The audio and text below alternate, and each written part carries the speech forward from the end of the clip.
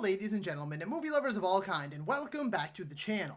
As always, I am your host Brett Murphy, and for today's video it is going to be another new movie review. And I'm going to be discussing Disney and Pixar's latest, Turning Red.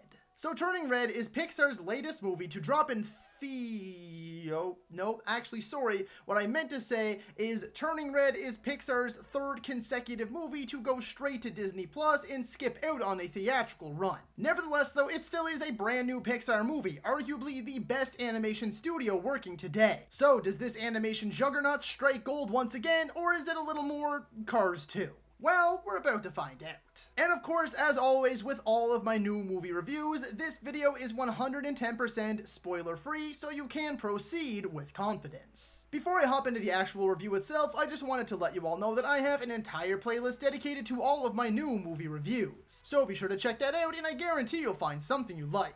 And so without further ado, let's hop right into things. So of course we will start off with the positives, and one of the biggest takeaways that I had from this movie was how head-on it addresses the transition from a young girl to a young woman. It goes pretty in depth with things like developing your first crush, exploring sexuality and identity, and so on. And it also really doesn't shy away from talking about pads and other sort of feminine hygiene products. This movie really shows that it's nothing to be embarrassed about or hide, and I think a lot of young women and women in general are going to really appreciate that. Now of course, I personally don't relate to all of this girl stuff quite as much as many out there will. However, I do really relate to a lot of the middle school stuff. Look, I know I graduated like 6 years ago, so middle school feels like forever ago, but come on, it wasn't actually that long ago. But I really do resonate with being that age and everything that she goes through on that sort of middle school side of things. And I feel they portrayed all of that really well. There's also a ton of important messages in here about finding yourself, being your own person, sticking up for yourself, and just how important a good group of friends are.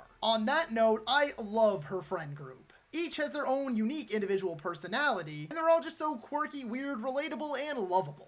This movie also boasts a very unique animation style for Pixar, as it splices the stunning traditional Pixar look with many influences from anime and Chinese culture. And this is a big one for me personally, but this movie is set in Canada, Toronto, Ontario in particular. And as far as I'm aware, this is the first of Pixar's massive catalog to be set here. And of course, being a Canadian myself, I really appreciated that. The last positive that I have with this movie is the exploration of the Chinese culture. It is something that I'm trying to become more familiar with myself, and I adore it. Because I go to a university that actually has the majority of its student body being international students from India, China, Japan, Korea, I am constantly surrounded by other cultures, and I like to learn as much as I can from each person that I meet. I find it to be so interesting, so this being the focus of a big Pixar movie is so cool and likely even more exciting for those who are Chinese. And I really only have one negative with this movie. I mean, I could say I have like little nitpicks here and there like I would with any movie, and yes, once again, I don't really relate to everything in the movie, even if I can recognize it, respect it, and appreciate it, like everything that it does for young women who are going through that transition or will be soon or currently are, or even already have.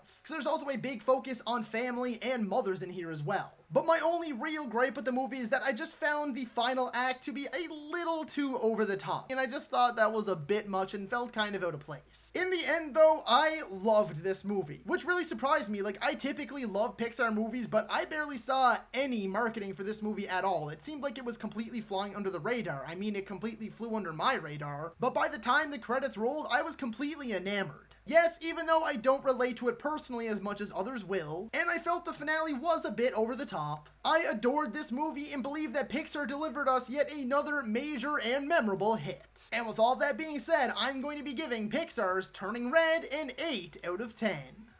So that is all for today's video, folks. Be sure to let me know down in the comments if you agree or disagree with my review. And while you're at it, feel free to let me know if you have seen Turning Red and what you would score it out of 10. If you enjoyed that video, be sure to hit that thumbs up button. And if you'd like to see more content, consider subscribing to my channel and ringing that little bell icon. That way you can be notified about all of my latest uploads. And as always, stay safe. Thank you so much for watching. And that's a wrap. Hey you, yeah you, if you made it this far, just know I appreciate you, and while you're here, consider hitting that subscribe button.